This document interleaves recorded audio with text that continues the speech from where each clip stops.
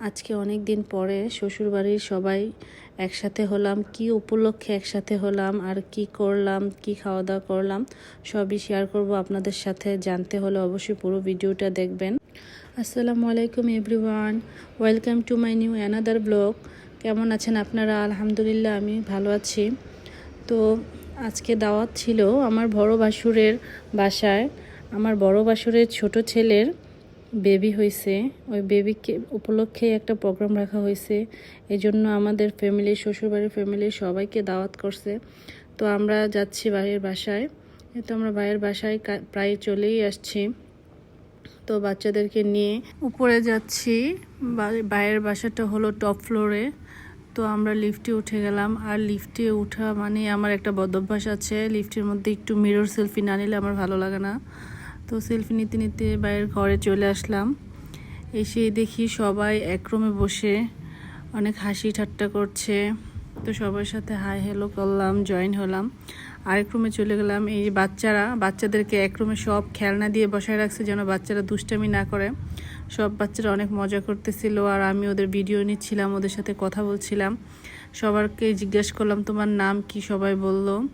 আর এই যে প্রোগ্রামের মেন কারণ হলো এই বেবি, ওরে দেখতে আমরা আজকে আসছি। ও হওয়ার পর আমাদের দেখা হয়নি।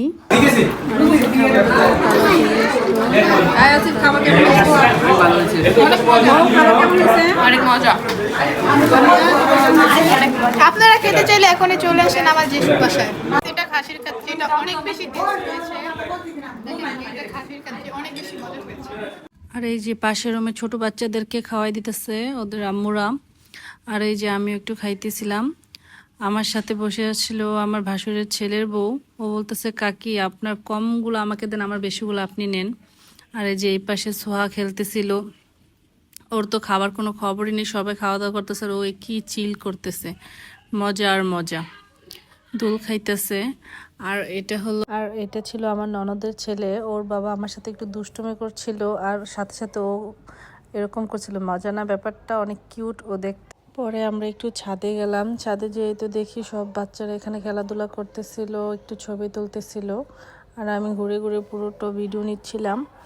আর এখানে থাকার মধ্যে একটা সুবিধা হলো ওদের বাসা থেকে মার্কেটে যেতে একদমই সময় লাগে না।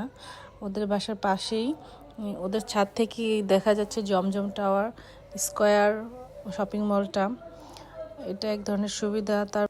তারপর আমরা চলে যাচ্ছি বাসায়। আমাদের বেড়ানো শেষ।